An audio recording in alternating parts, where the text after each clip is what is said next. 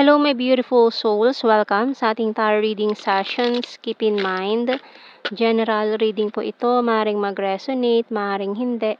Kunin nyo na lang po kung para sa inyo and leave the rest. Maaaring mag-shift energies o magkabaliktad ang sitwasyon. Kaya kayo na pong bahala kung saan kayo nakalugar sa reading natin. Okay, so let's see.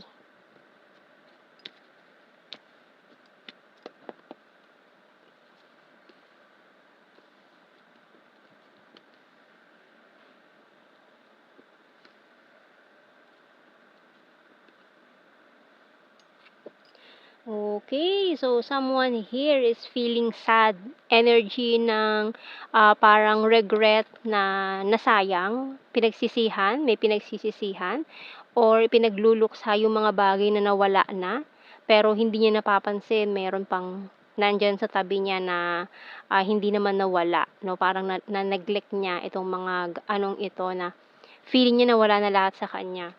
No? So, may energies tayo dito na specific signs, Virgo, Sagittarius. So, kung ito man ay person from your past na parang hindi naging maganda yung ending ninyo, may nag-walk away sa'yo, ayan, pero may nakatingin pa rin sa past. Nakalingon pa rin sa kanyang dinaanang path na parang hinihintay niya kung may chance pa ba to? Babalik ba siya?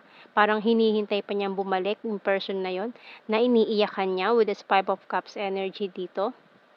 Ayan. So, may betrayal na nangyari dito. Maaring this person choose someone else or kung ano man yung nangyari dito, may piniling iba. Pwede magkabaliktad ang sitwasyon.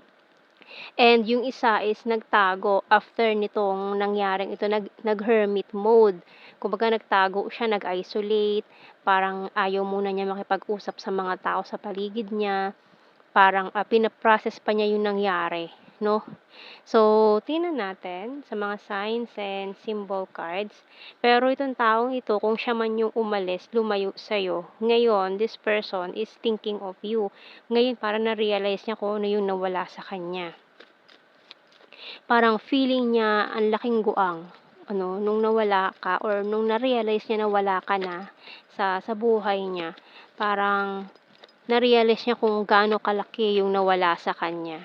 So, we have here the lock, light bulb, hourglass, bell, key, butterfly, and diamond. Kasi itong diamond na to, binitawan pa niya eh. Nag-collect siya ng stone, pero hindi niya na-realize yung binitawan niya is diamond pala. So, we have here the lock and key. So, nasa yun na. Itong lock, yung key sa lock na to. No, it's up to you kung gagamitin mo yan or hahayaan mo lang siya dyan. No? So, tingnan natin kaya you have the tools na gagamitin mo for this, kung go for it ka ba, bubuksan mo ba to or hahayaan mo na lang palampasin tong sitwasyon or opportunity na to. Okay, so tingnan natin sa mga tarot messages, oracle cards. Kasi mukhang itong taon to nagkaroon siya ng spiritual awakening.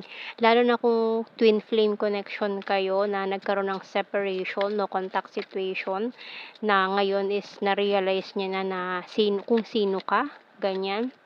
Na-realize niya na kung ano yung binitawan niya, na yung pinili niya pala is fake. Ayan, so tingnan natin. I'm so in love with you. Yan, ito nangyayari ngayon eh. It's a disaster. About sa separation nyo, parehas kayo nahihirapan ngayon. I'm a liar. I have fear and anxiety. This is not over yet. So, hindi pa tapos ang connection nyo nitong taon to, lalo na kung twin flames kayo. Hindi nyo maiiwasan ng isa't isa kahit nagkahiwalay kayo, natali kayo sa iba. So, hindi nyo pa rin talaga matatakasan, matatakbuhan tong connection na to. I can't decide. I want to see you this week and I want commitment. Bottom card, you're so sexy. So, talagang attracted pa rin siya sa'yo. No? Parehas kayo na na-experience to ngayon.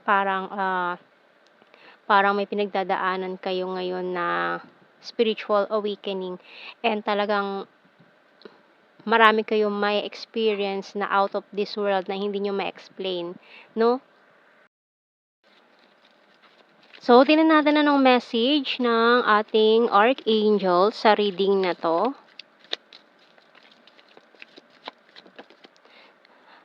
Ayan, Overcoming Difficulties by Archangel Jeremiel. The worst is now behind you when you're surmounting any previous challenges. So, yung mga pinagdaanan nyo yung parehas, no nalampasan nyo na yun. So, kumbaga, it's about time na, about this na union of hearts, kung naghihintay kayo ng union of hearts with your twin flame soulmate or kung ano man gusto nyong i-label sa connection na ito, nalampasan nyo na yung mga mabibigat na suliranin na yan, yung mga obstacles in life.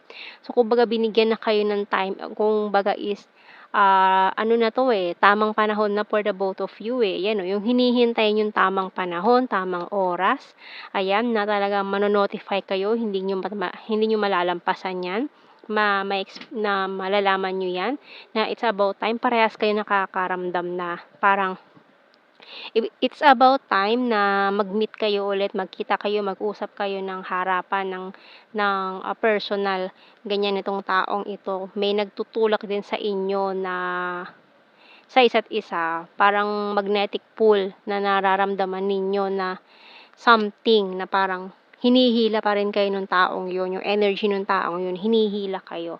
So, it's about time na rin, sign na rin yun siguro na mag-usap kayo, na kilalanin nyo na yung connection na to is hindi nyo basta-basta to maiiwasan.